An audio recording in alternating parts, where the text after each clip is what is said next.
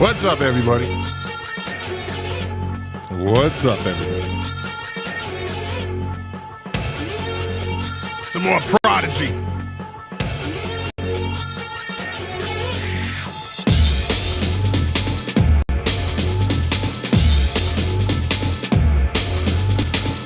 Happy Thursday. Good energy tonight. Good energy tonight. I gotta hear myself. Shouldn't have any technical difficulties tonight. I'm the trouble starter, punky instigator. Yeah. I'm the fear addicted. All right. Another YouTube strike coming up. I'm a fire starter. You like the Prodigy? Do you even know who Prodigy is? I have a very, let's just say, I think majority one-sided audience. I think it's like classic rock or nothing. There are some out there that like a little diversity. See, I could use that word in a positive light in their music. I'm one of them, but hey, listen. I am a fire starter, so the song is kind of apropos. Yeah, I am a fire starter. I like starting fires, but like that, not like that. So what's up, everybody? Welcome to the show. You know the name I'm not going to say. We're streaming live right now of everything, blah, blah, blah, blah, blah. 203rd episode. Episode 203. It's like I feel different. Once I hit the 200 mark. It's like it's just like you. I've been settled in for a while, but once you hit 200, like again, I can't fathom it. I really didn't. I mean, 200 of one. I think when I used to do, and they're still on YouTube, those King of Facebook live streams that I started doing around 2020. Again, it's absolute nonsense. It's over the top. It's unnecessary. That's a word. It's unnecessary, but it was just absolutely fun to do. Outrageous. I think I did. I have to look, but I might have done 100 episodes of that. I think at least maybe 80, which is still a lot, but to do 200 of anything is I'm still impressed with myself. I can be. I have the right to be. You cannot take that away from me. So yeah, tonight, as usual, I saw some articles. Then I kind of scroll. I see a headline. I see if I like it or not. Oh wait, I have a. Before I do anything, let me bring up this chat. What does this say? Let me show it. See if the whole thing comes up. Hey, homie. If you start off anything, fucking anything, with homie, what is this, 1992? Are you kidding me? Somebody actually commented with, hey, homie? Really? Light fingers, Perry Denovich, the AI, the king of music relish, said your bicentennial year. That's right. Look at that.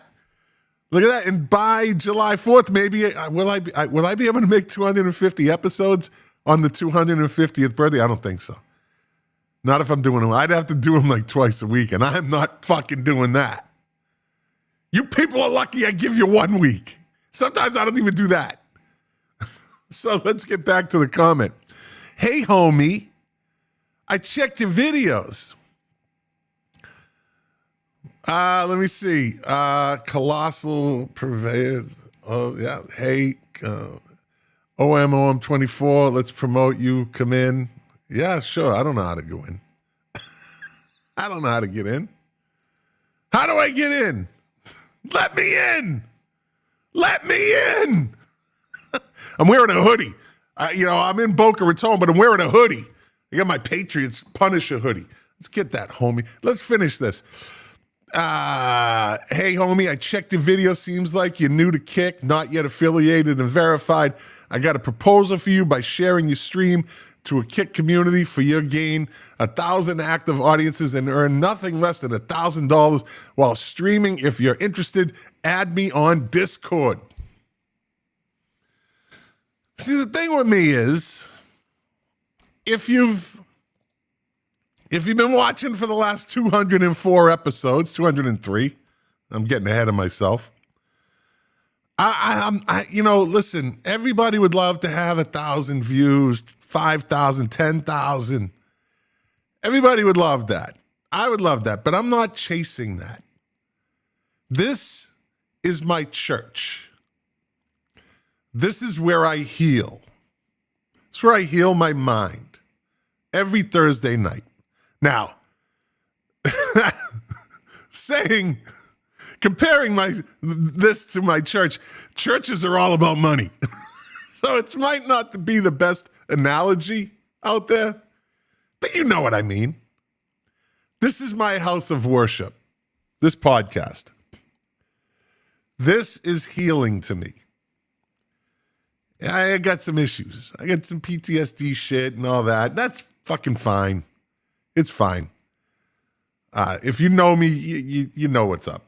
If you know me well. But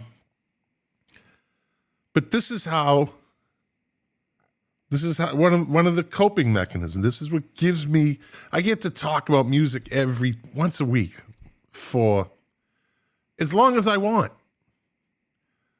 Or as long as you want, because I watch the viewers come and go. That goes with the territory of live streaming. But I never chased the money.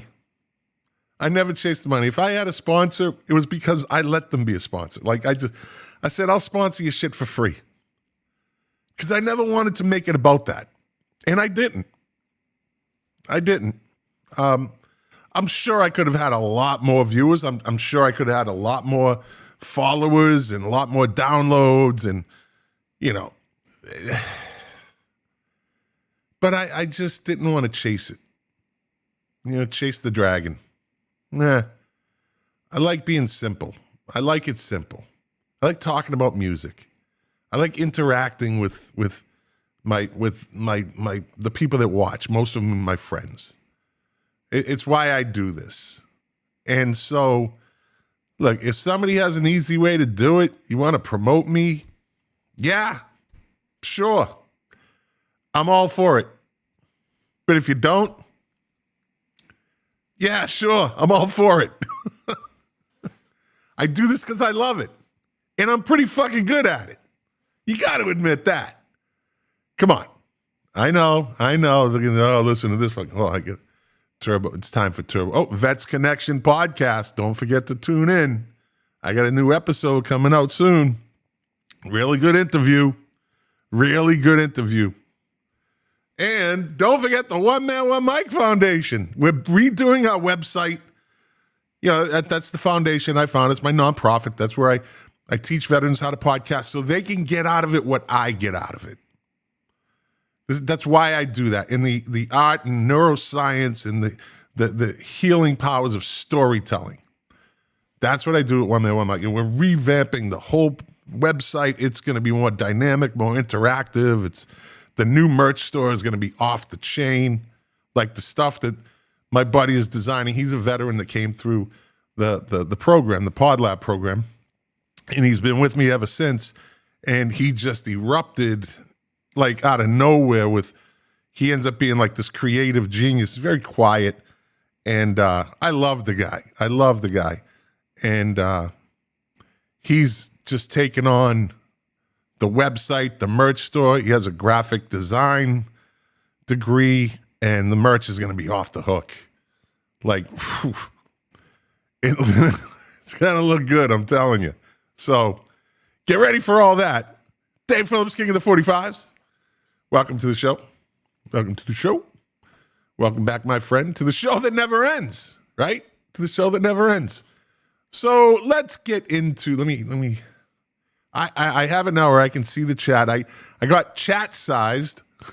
Get it? Chat sized by Big Head Todd the Wet Sprocket, because when I put the article up on the screen, I can't see the comments all the time. But I worked my way around it. There's a workaround. So I'll be able to see the comments because he thought I was not acknowledging him. When he first popped on, I'm here, entertain me, and I wouldn't acknowledge him. He thought I was ignoring him. He really had his feelings were hurt. So I don't want to hurt Big Head Todd the Wet Sprocket's feelings. God forbid. God forbid. Okay, let's see. Let's get this. Get rid of the chat. Let's pull up. Let's get the first article. Let's get the first article up on the screen. There we go. Okay. I just have to go over here. Where'd the article go? Here we go again. Oh, I know where it is. It's right there. Hold on. Okay.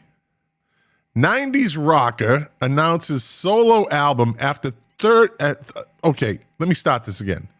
90s rocker announces solo album 35 years after #1 hit with legendary band. I saw this. I'm like, that could be fucking anybody. That could be anybody. 90s rock. It doesn't say who. So we go into this. Oh, Jesus. Really? Ugh. See, I see these articles and I just, like, sometimes I wish I should just read them. But now I have to read this. I don't have to do anything, but I'll read it. Skid Row bassist Rachel Bolan is set to release his first solo album this summer after nearly 4 decades with the legendary heavy metal band. Are they legendary, though? Skid Row, are they legendary?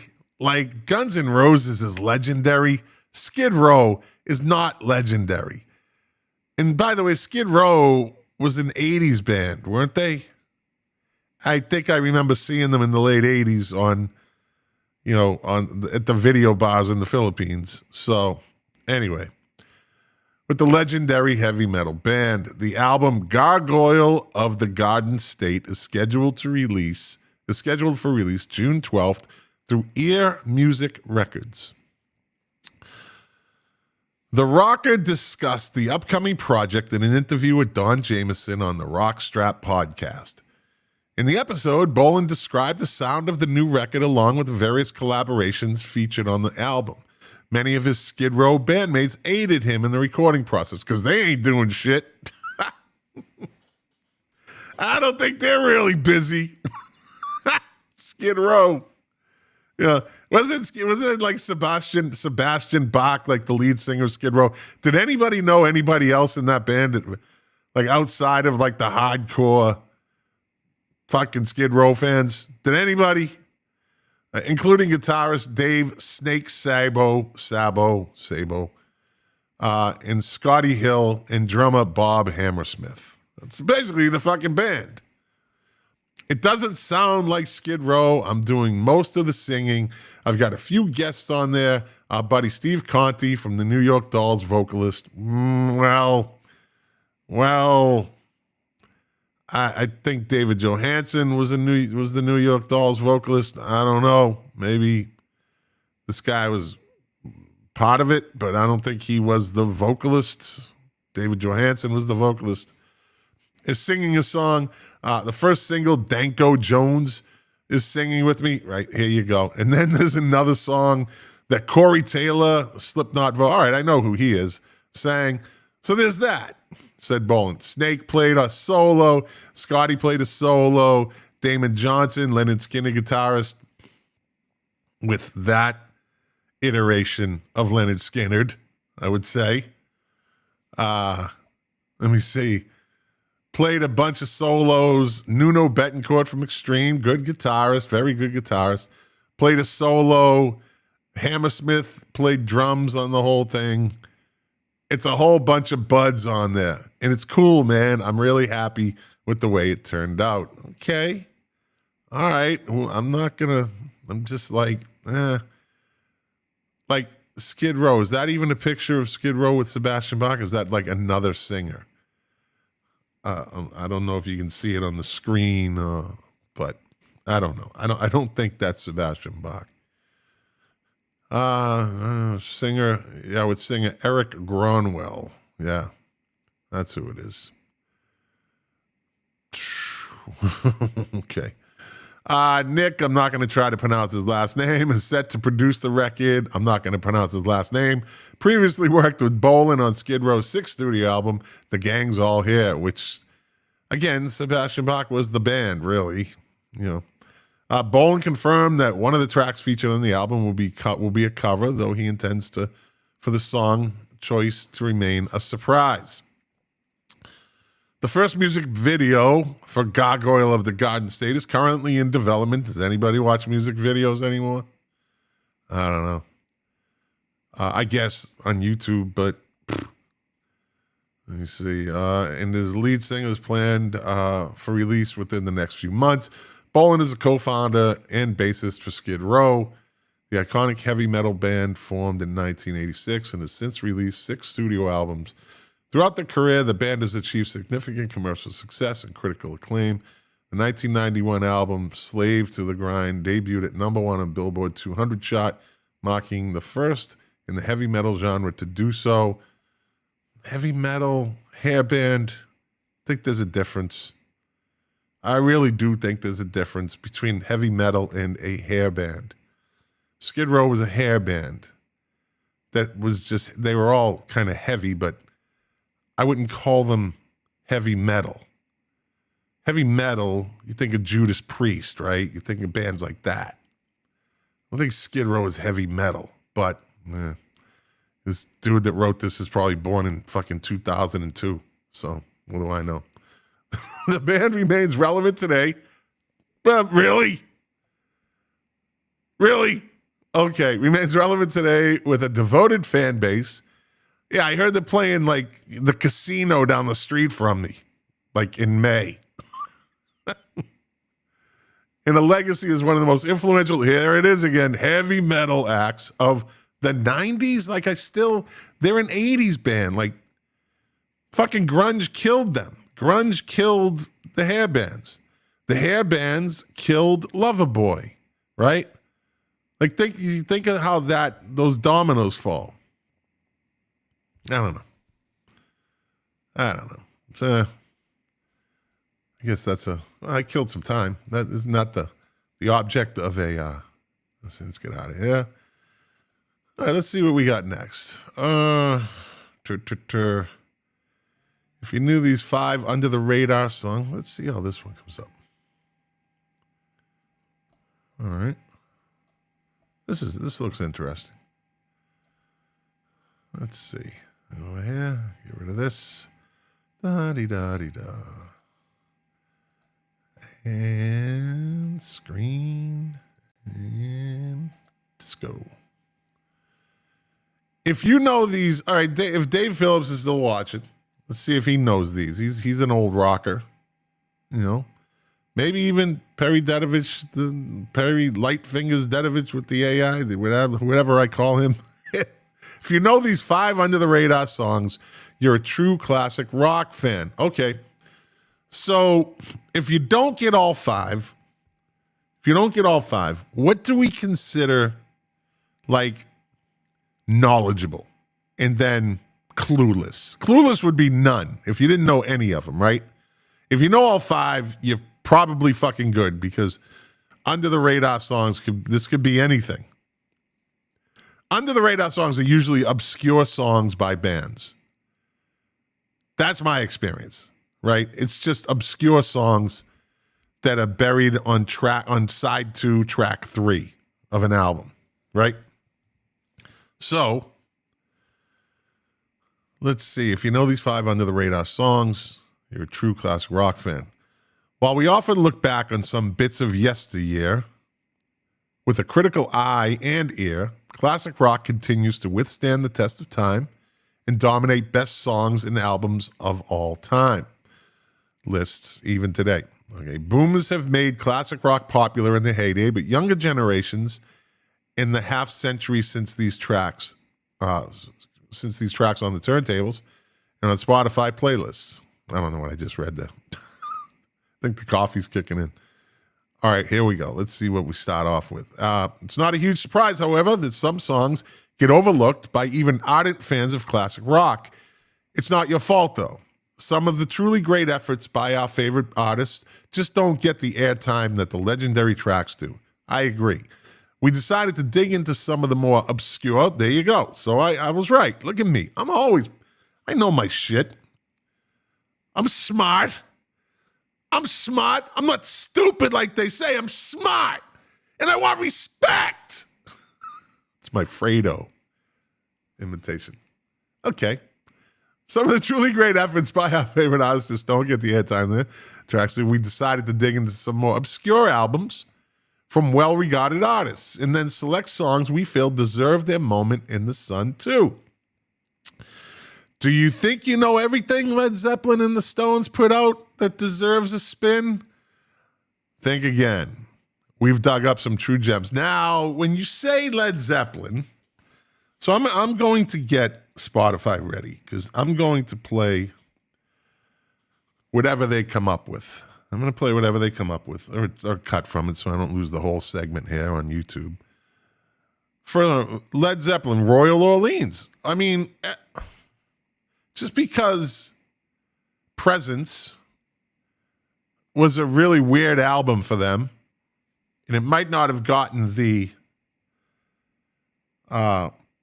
respect that it deserves.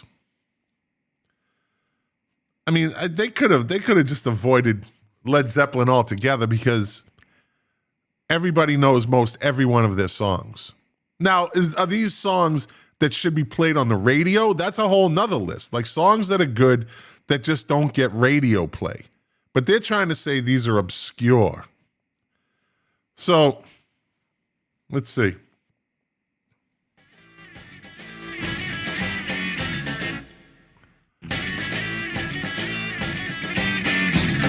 Hit it! Fucking A. I love this album. I fucking love that album. Because, number one, Achilles' Last Stand is my fucking favorite Led Zeppelin song. But it's my favorite. Achilles' Last Stand. If you ask me, you get an immediate Steve Stevens, Achilles' Last Stand is a masterpiece. There you go. See? I know what I'm talking about. But I mean, the whole album is good. Like all Zeppelin albums, they're all good. Like there's nothing that any of us classic rock people, classic rock kids that we were, haven't heard.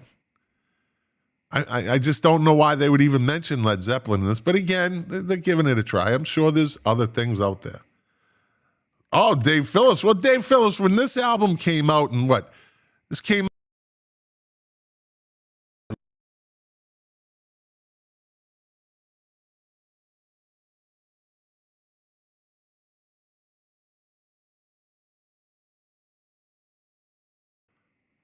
There I am. What the hell just happened? Fucking, they're sabotaging me. They're jealous. Anyway. Yeah, Dave Phillips, when this album came out, you were probably 37 anyways, with a whole family, so you weren't really, I think this came out in like 77, 78. Yeah, I thought 77, 78. Dave Phillips hates when I do that. I love that guy, though. I'm expecting a fuck you on the comments pretty soon. So yeah, Royal Orleans. I'm just going to go right by this one. Led Zeppelin's discography is held up as one of the crowning achievements of classic rock, but even the legendary British band had some stellar material that many fans overlook. Royal Orleans, for example, receives little of the acclaim afforded to the band's most famous work, despite exhibiting many of the features that made the group great. Named after a hotel in New Orleans, where Led Zeppelin would stay while on tour, Royal Orleans is a short, sharp track that recalls the band at its most danceable thanks to Jimmy Page's funky lead guitar parts that in the track's driving rhythm section. With plenty of stop time in the instrumental, the song feels light and breezy, but nevertheless fits plenty. It's just basically, it just doesn't get radio play. This is what they're saying, okay? Track features Zeppelin's on Zeppelin 76. Okay, 76. I said 77. Steve, I was right in there.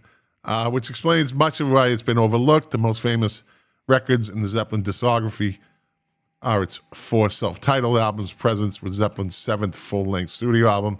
After acclaimed releases, House of the Holy and Physical Graffiti, it was the record where the band's rock dominance was starting to waver. I just don't match anything with fucking Achilles' Last Stand. Match any one of those songs off any of their albums. Any of their other albums with Achilles' Last Stand, you got a fight on your hands. That song just doesn't go away. Like, this album is not a throwaway album, which is what people like to fucking say. The tour was fucking crazy. The tour was cursed, or whatever the story was. But they treat this album like it's a throwaway. I just don't buy it. Vocalist Robert Plant was recovering from a car crash for much of the album cycle, which limited the band's ability to tour and promote it, and it failed to take its place among the Zeppelin's classics. Retrospective reviews have been kinder, though. Roy Orleans remains overlooked in the favor of the album's epic opener, Achilles' Last Stand. Well, of course, that could happen on Houses of the Holy. I mean, any of these. All right, let's move on. What's the second song? Rolling Stones, Coming Down Again. All right. Well, I'm going to give you people a listen.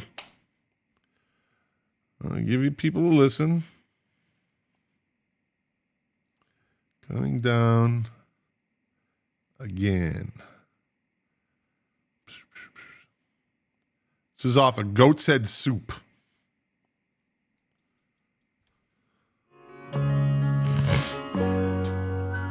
I actually love this album. This was with Heartbreaker and Angie and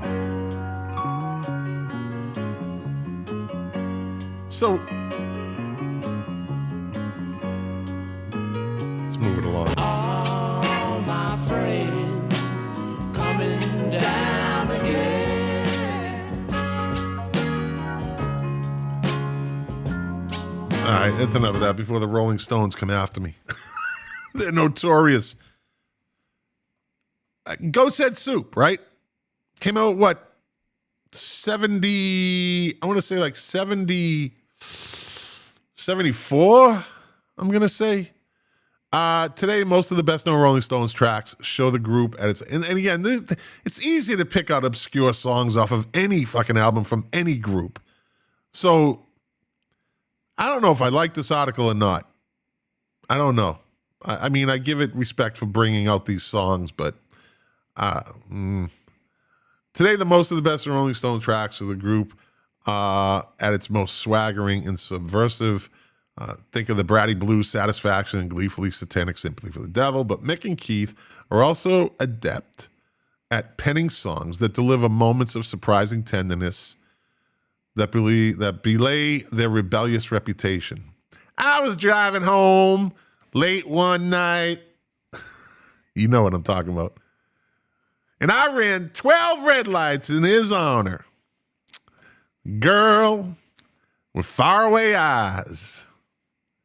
All right, that's enough of that. Tenderness and Belial, the rebellious reputation.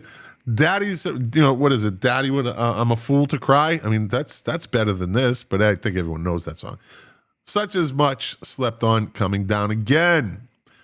The track is beautiful, melancholic, piano-led ballad that apparently reflects the angst that guitarist and co-songwriter Keith Richards felt during the creation in 73. So I said 74, right? Did the album come out in 74?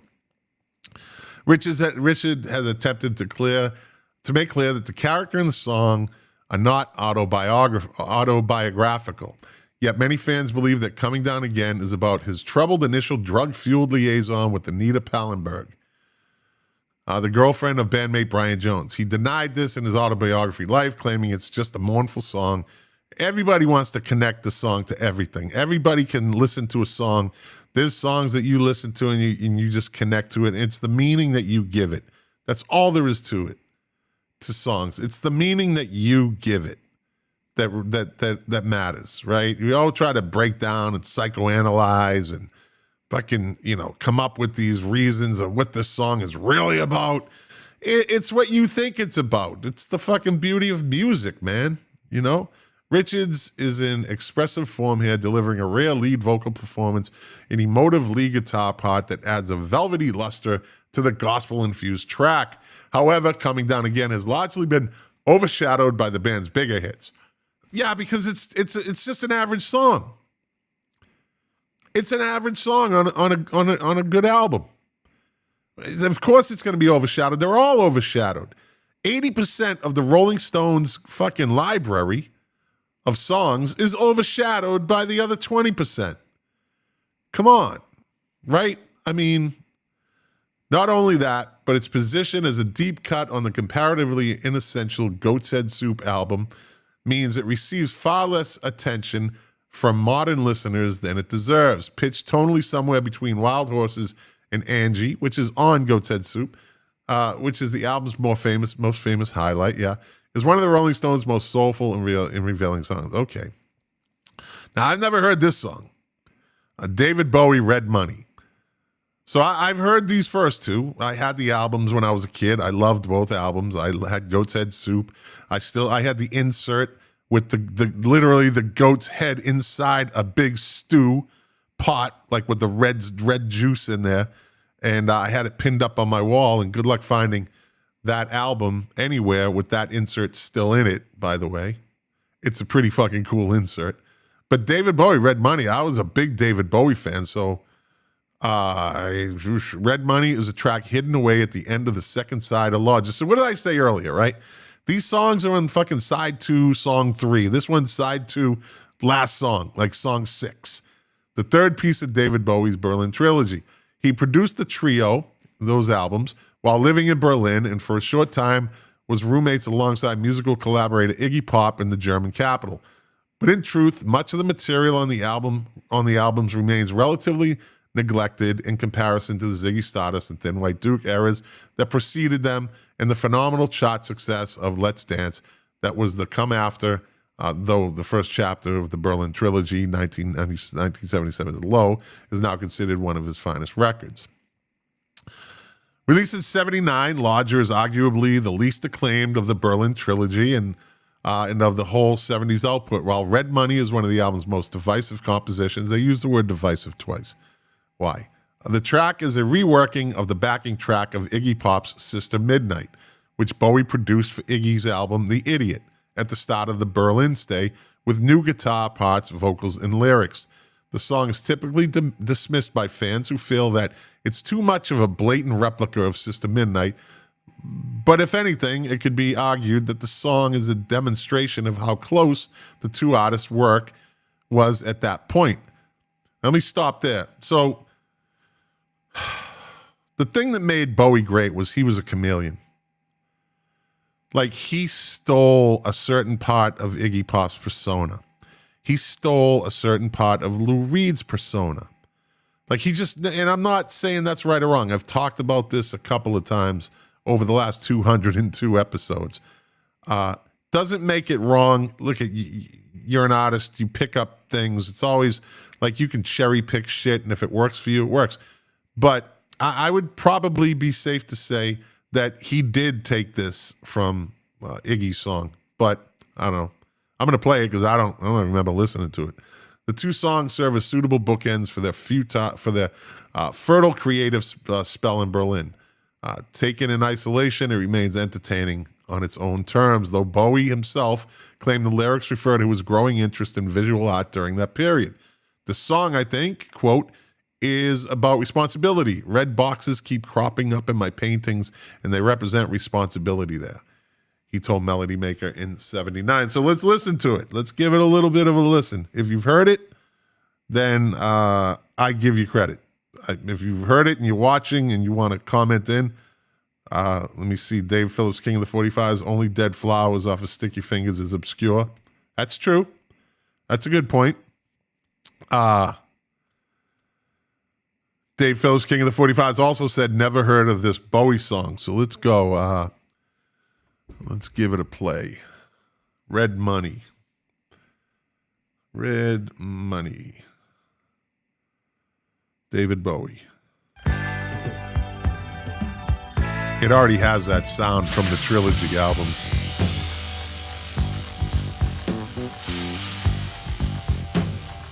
Oh, can you feel it in the way? Very scaled down, Man's not a man. stripped down. Can you see it in the sky?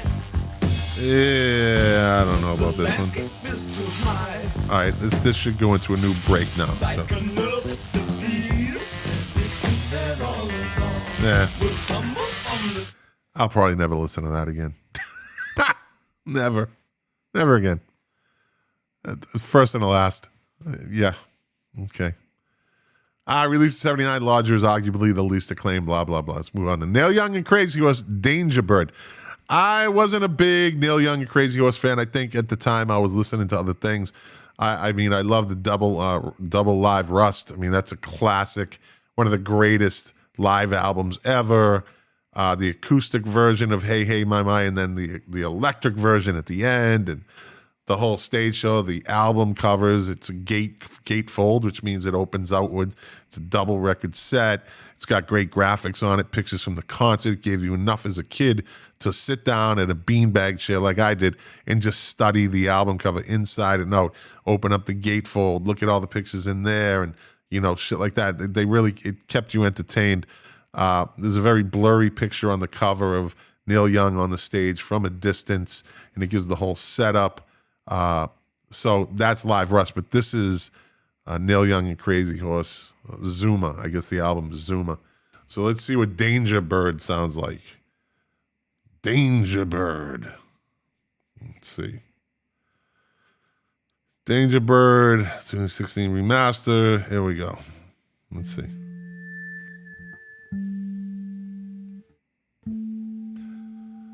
Aye. All right, let's jump ahead.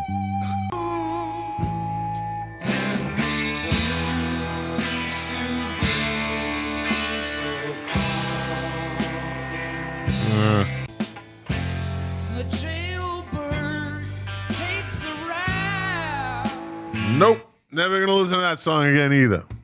So these last two. So the third, if the fifth song is if I hit that 3 out of 5, I give you credit.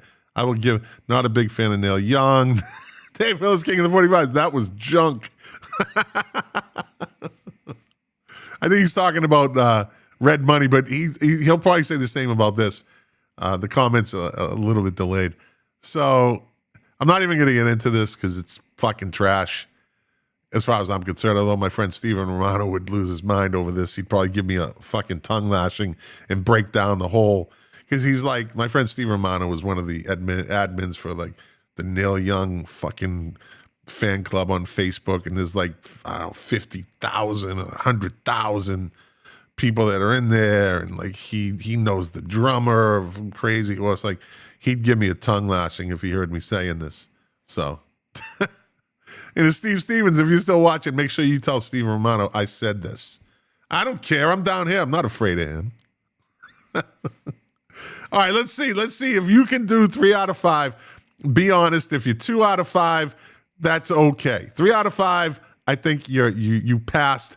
It's a B. I'll give you a B. I'll give me a B if we know the fifth song. 3 out of 5 ain't bad, right? What do we got? Let me see. All right, still talking about this now. Here we go. If you know these 5 under the radar songs, you're a true classic rock fan. Okay. I'm 2 and 2 right now. Here we go. The Beatles. Hey, Bulldog. What? Are you fucking kidding me? What? Like, what all right, more coffee. Hold on. Iced coffee. Don't let me lose it. What? I mean, if you're a Beatles fan, an average Beatle fan has heard Hey Bulldog. I think. Now, this is the problem, right? So there's people like Steve Stevens and Dave Phillips, King of the 45s, and Light Fingers, Perry Dedovich, the AI, and there's and Jack and Mark Smith, and there's a bunch of people I know that we just have a very extensive knowledge of music. I'm not blowing our horns, or we just do. We know a lot. Each one of us knows something about something else. Like Steve Stevens is the king of the cover songs. He loves cover songs. He'll tell you what fucking cover song, who sang it, when it was done, how many covers of that song there is. Just knows all that shit. Dave Phillips is just an old rocker. He'll tell you anything about fucking Jay Giles, I'll tell you that. I could go on. So if I say that, Hey Bulldog, it's an easy, fucking no-brainer, maybe that's just me because I've listened to a lot more music than the average person, as I'm sure the people I just mentioned do, and other listeners that listen to this podcast or watch this podcast.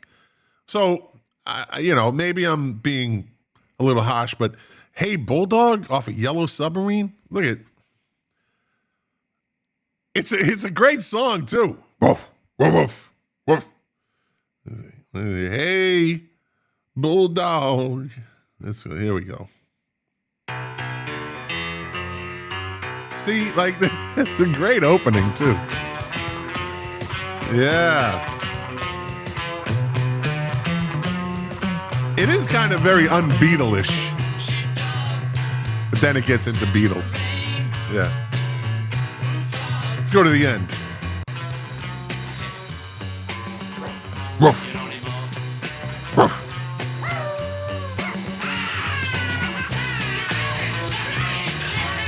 They had fun. All right, I got to cut that. They had fun making the song, that's for sure. You can just hear it in the song. Right? It's a good, I had a blast making it. It's funky. It's got a beat and you can dance to it. Right? Yeah. So I got 3 out of 5. I'm happy with that. I think the other two, this Neil Young, again, this article is the article itself is divisive. It used the word twice because I could come up with that list. I could go digging into my 1,000 records that I have and pull out fucking albums by Blondie and say, hey, this song on side 2, track 3, is a great song that just gets overlooked. This might be a lazy article. It might be lazy. I don't know. I don't think that there was. I can't see the rhyme or reason how they picked David Bowie. They picked some famous people. Well, maybe that was the point of it, but I don't know. Okay.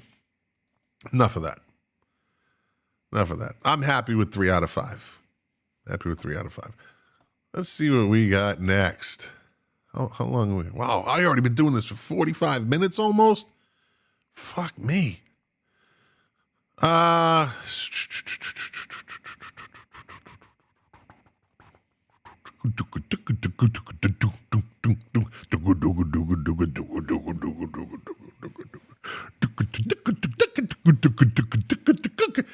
know the song.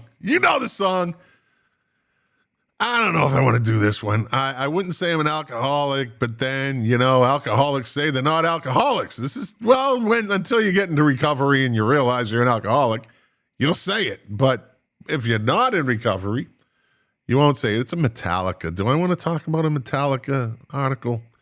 Or do I want to go with, I knew something was wrong. All right, let's go to this one. Fuck Metallica. I like Metallica, but fuck them. Not going to give them my time on my podcast. All right, this will be the last one. Moving right along. Jesus. Okay. Screen. Yeah. Boom. There we go. I knew something was wrong.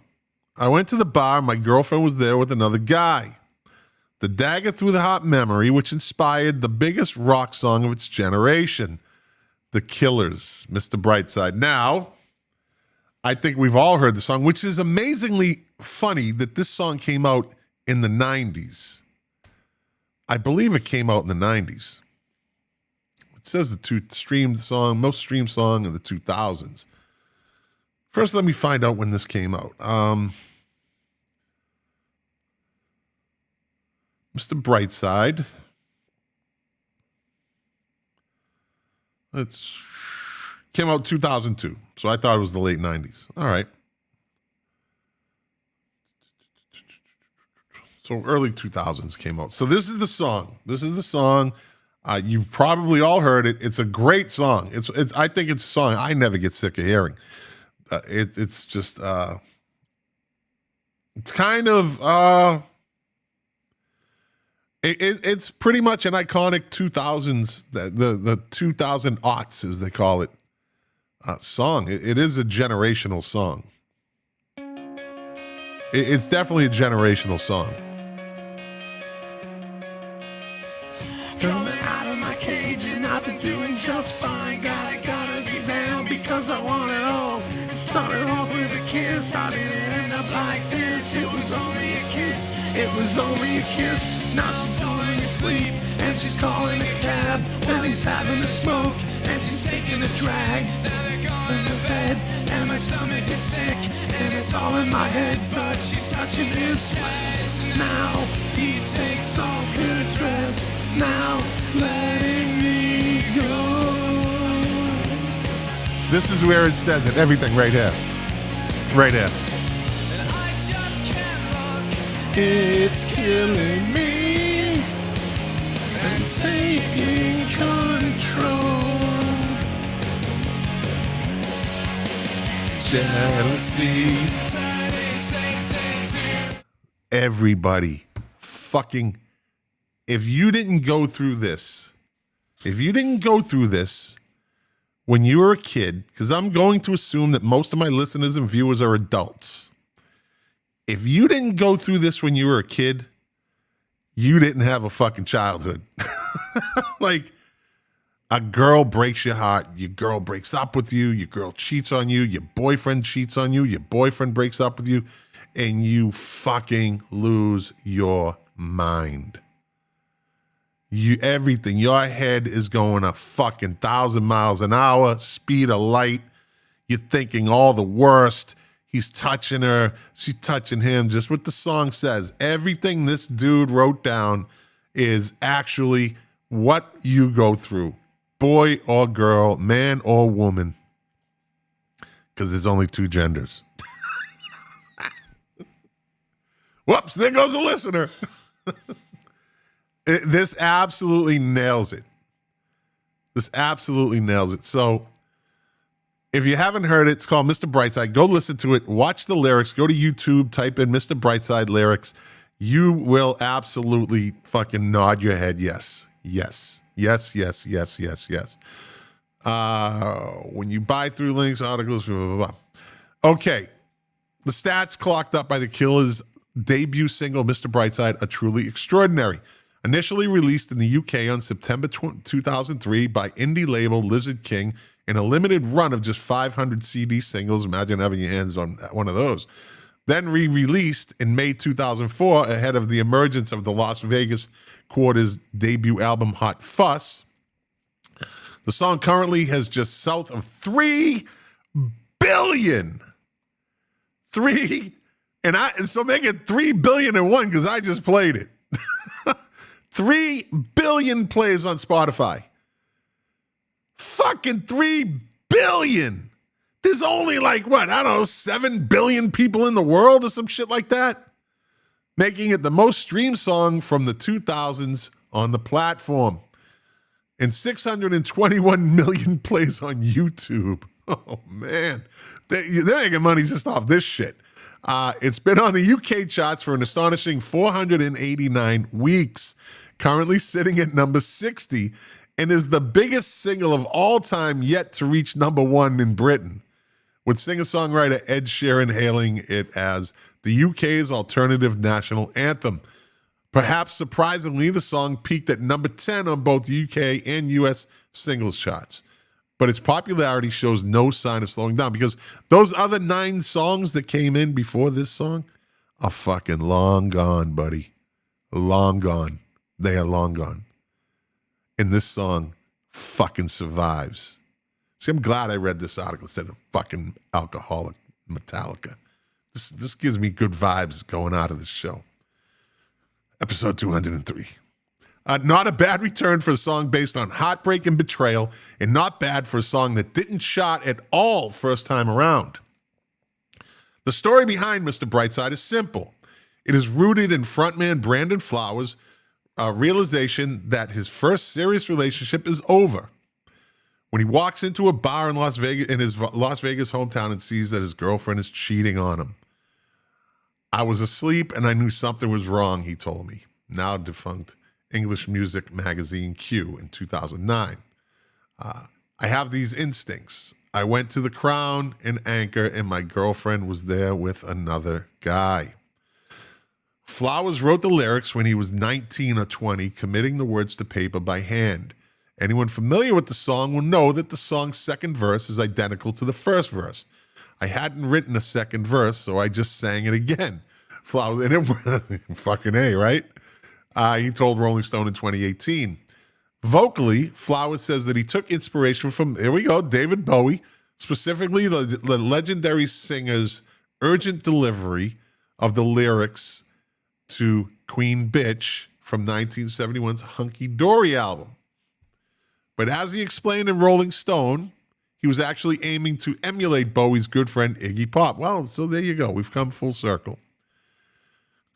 And well, David Bowie wanted to emulate Iggy Pop also. If you listen to the Lust for Life record, Iggy does a monotone delivery of Sweet 16. And I was trying to sound like that, he admitted. It's just that I have a sweeter voice than Iggy, and I was a kid, so it came out the way it did. I still remember playing it at a drummer's house. He told U.S. Chat Show host Seth Meyers in 2019.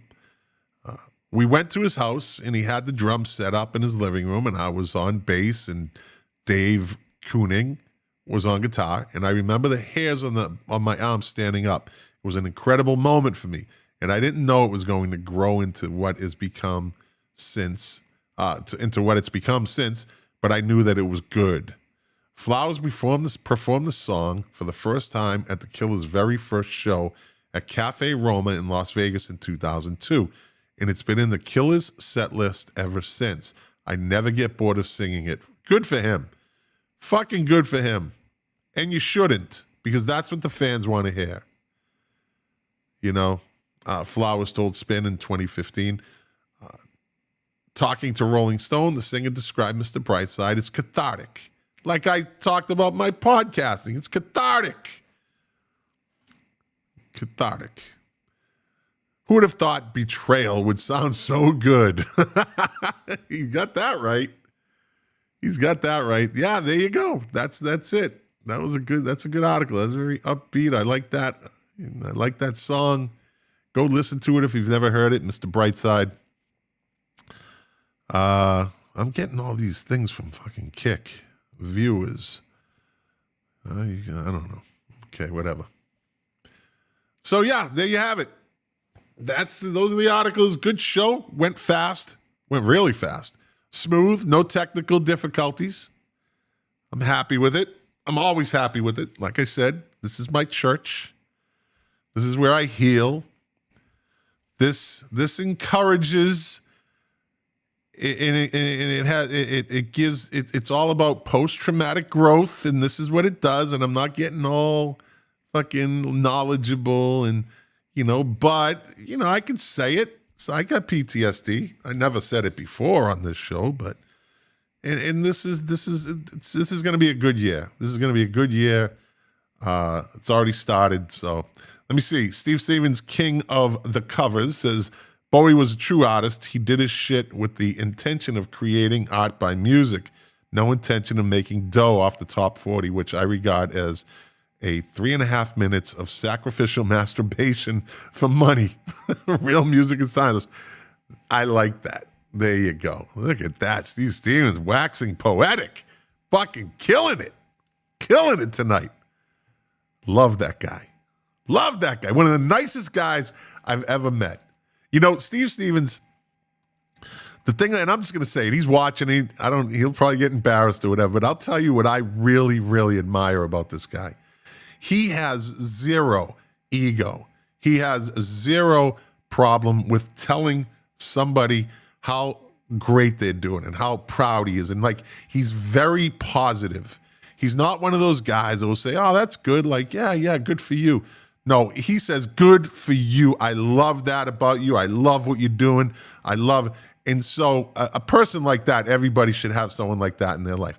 We should talk more, but we don't need to. We have that friendship. We all have those friendships at this point in our lives where I can see him, a year from now, and it's just like I saw him 2 years ago or whatever, actually a year ago at this time, almost this time. But anyways, thought I was the nicest guy. Mike Hammerman, get the fuck out of here. Get the fuck out of here. You, Mike Hammerman, are a pain in my ass. You are a fucking pain in my ass. All right.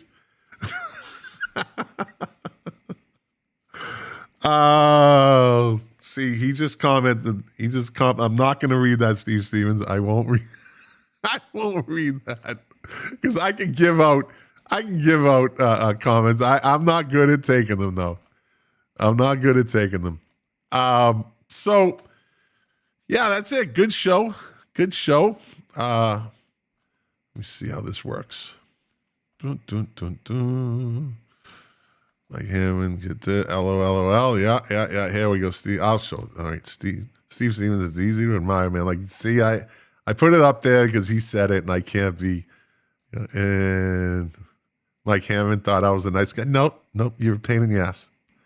Way too many dots at the end of your comment too. Doesn't really fit. See that annoyed me. You just annoyed me with that. It's fucking annoying. All you need is 3 dots. People that put more than 3 dots when they mean like something to extend, like figure it out for yourself. You only need 3 dots. ... You don't need fucking 17 like he put there. That's way excessive. It's irritating. And again, you're a pain in the ass. All right, my friend. But I do love you. We've known each other. All of us have known each other fucking 45 years more. Either way. Okay. Now I'm starting to get all sentimental. Well, okay. I'm wrapping it up now. Thank you for watching. I love this show. This was a great show. There's some shows I walk away, I'm really in a good, like it brings me up. It lifts me up. And this was one of them. So, as I always say, thank you for watching. Thank you for listening. If you liked it, share it. If you didn't like it, well, thanks for watching and listening for 58 minutes and 34 seconds. I appreciate that. And as I always say, doing this show for you, to quote my favorite artist, Morrissey, the pleasure, the privilege is mine. And I should be back next week with episode 204. Love you guys.